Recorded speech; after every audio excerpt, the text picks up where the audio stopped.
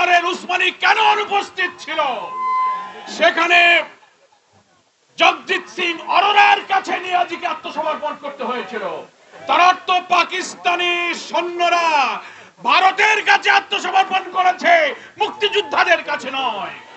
আমি মনে করি ওই আত্মসমর্পণ অনুষ্ঠানে মুক্তিযুদ্ধের সর্বাধিনায়ককে অনুপস্থিত রেখে বীর মুক্তিযোদ্ধাদেরকে অপমান করা হয়েছে। এই ঐতিহাসিক সোহরাওয়ার্দী উদ্যান হচ্ছে সেই ঐতিহাসিক স্মৃতি বিজড়িত উদ্যান যেখানে 16ই ডিসেম্বর পাকিস্তানি সেনাবাহিনী ওই সোহরাওয়ার্দী উদ্যানে আত্মসমর্পণ করে তাদের অত্যাচার নির্যাতনের স্বীকৃতি দিয়ে বাংলাদেশের মানুষের কাছে ভুলের স্বীকৃতি দিয়ে আত্মসমর্পণ করেছিল।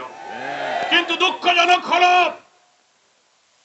দিল্লির আধিপত্যবাদী ষড়যন্ত্রের কারণে এই স্বাধীনতা যে বাঙালির স্বাধীনতা নয়, এই স্বাধীনতা যে আমাদেরকে তারা দেয় নাই তার প্রমাণ সেই দিন প্রথম দিনে বিজয়ের দিনে দিয়েছে। সেটা হলো জেনারেল নিয়াজির আত্মসমর্পণ করার কথা ছিল মুক্তিযুদ্ধের সর্বাধিনায়ক এমএজি উসমানীর কাছেই আত্মসমর্পণ করা ছিল, কিন্তু আত্মসমর্পণ অনুষ্ঠানে মুক্তিযুদ্ধের সর্বাধিনায়ক জেনারেল উসমানী কেন অনুপস্থিত ছিল? সেখানে জগজিৎ সিং অরোরার কাছে নিয়াজিকে আত্মসমর্পণ করতে হয়েছিল।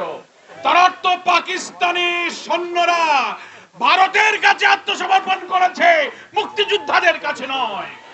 আমি মনে করি ওই আত্মসমর্পণ অনুষ্ঠানে মুক্তিযুদ্ধের সর্বাধিনায়ককে অনুপস্থিত রেখে বীর মুক্তিযোদ্ধাদেরকে অপমান করা হয়েছে।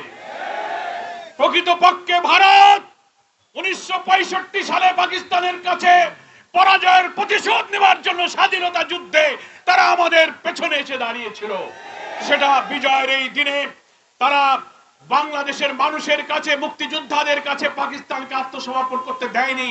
ইন্ডিয়ান এই ইস্টার্ন কমান্ডের প্রধান জগজিৎ সিং অরোরার কাছেই পাকিস্তানিদেরকে আত্মসমর্পণ করতে হয়েছে। এই বিরাট প্রশ্ন আজকে বিজয়ের দিনে স্বাধীনতার 54 বছর পর মুক্তিযোদ্ধাদের অপমান ভারত আমাদেরকে করেছে। তারা আরো অপমান করেছে। তারা বলে 16ই ডিসেম্বর হচ্ছে ভারতের বিজয় দিবস। তারা ওখানে 16ই ডিসেম্বরকে তারা বিজয় দিবস পালন করে। আজকে স্বাধীন বাংলাদেশের নাগরিক হিসেবে আমরা এই রাজনীতিতে, বাংলাদেশকে কূটনীতিতে, স্বাধীনতায়, রাজনীতিতে এই অপমানজনক, বৈষম্যমূলক, আধিপত্যবাদমূলক, সাম্রাজ্যবাদমূলক আচরণের জন্য আমাদের ভারতের ক্ষমতাসীন সরকারের আচরণের আমরা তীব্র নিন্দা জানাচ্ছি।